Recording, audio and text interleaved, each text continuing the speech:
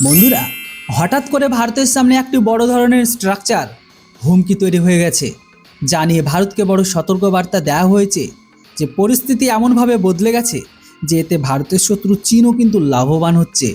এই খবরটিকে বোঝার আগে কিছু বিষয় জানা অবশ্যই জরুরি আপনাদের।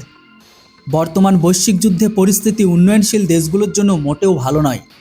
এখন এমন পরিস্থিতি তৈরি হয়েছে যে দরিদ্র হোক, উন্নয়নশীল দেশ হোক বা উন্নত দেশ হোক, সবাই অস্ত্রের পেছনেই ছুটছে।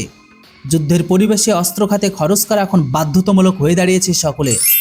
অনেক দেশ উন্নয়নের খাতে খরচ কমিয়ে অস্ত্র কেনায় বেশি মনোযোগ দিচ্ছে, ফলে কিছু দেশ অস্ত্র কেনার কারণে ধ্বংসের দ্বারপ্রান্তেও পৌঁছে গেছে। এর একটি বড় উদাহরণ হলো এখন মিশর মানে ইজিপ্টের কথা বলছি। বর্তমানে মিশর শুধুমাত্র অস্ত্র কেনার কারণে দেউলিয়া হওয়ার মুখে দাঁড়িয়েছে।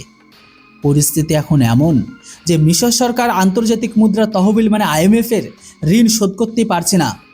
ফলে সরকার সেনাবাহিনীর কাছে টাকা চায়, কিন্তু সেনাবাহিনী সরকারকে টাকা দিতে অস্বীকার করে। এতেই বোঝা যায় সেনাবাহিনীর হাতে অর্থ আছে, কারণ পাকিস্তানের সেনাবাহিনীর মতো মিশরের সেনাবাহিনী বহু ব্যবসা পরিচালনা করে। দেশের প্রায় 40% অর্থনীতির ওপর সেনাবাহিনীর সরাসরি নিয়ন্ত্রণ রয়েছে। মিশরের এই পরিস্থিতির মূল কারণ তারা অস্ত্র প্রতিযোগিতায় জড়িয়ে পড়েছে। মিশর একমাত্র মুসলিম দেশ যাদের কাছে একসাথে আমেরিকা, ফ্রান্স ও চীনের তৈরি অস্ত্র ও যুদ্ধবিমান রয়েছে। যে অর্থ দিয়ে ঋণ পরিশোধ করা উচিত ছিল, সেই অর্থ দিয়ে তারা বিভিন্ন প্ল্যাটফর্মের অস্ত্রকে কিনছে।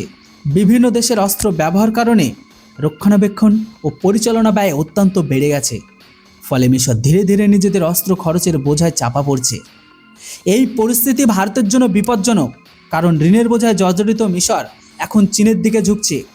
মিশর ছিল ভারতের ঐতিহ্যবাহী বন্ধু দেশ, কিন্তু এখন চীনের ঋণ নেওয়া তাদের জন্য বাধ্যতামূলক হয়ে দাঁড়িয়েছে। আর ঋণ নিলে চীনের কথা মানাও বাধ্যতামূলক হবে। ফলে আন্তর্জাতিক মঞ্চে মিশর আরও ভারতের পক্ষে দাঁড়াবে না, ভারতের পক্ষে ভোটও দেবে না। শুধু মিশর নয়, ইরান, ভেনেজুয়েলা সংকট, রাশিয়া ইউক্রেন যুদ্ধ, সৌদি আরব পাকিস্তান সামরিক জোট, বাংলাদেশ ভারত বিরোধিতার শক্তির উত্থান, এমনকি আমেরিকা ভারতকে ট্যারিফ আরোপ, সব কিছু মিলিয়ে ভারতের জন্য ধীরে ধীরে একটি বড় স্ট্রাকচারাল হুমকি তৈরি হচ্ছে। এগুলো এমন বিপদ যা ধীরে ধীরে গড়ে উঠেছে, কিন্তু ভবিষ্যতে ভারতের জন্য বড় সংকটে পরিণত হতে পারে। কারণ ইরানে ভারতের বিনিয়োগ ঝুঁকিতে, মিশরের মতো বন্ধু দেশ চীনের দিকে ঝুঁকছে, বাংলাদেশ, তুরস্ক, চীন ও পাকিস্তানের প্রভাব বলয়ে পড়ছে। এই সব মিলিয়ে ভারতের সামনে এক বিশাল কৌশলগত চ্যালেঞ্জ তৈরি হচ্ছে।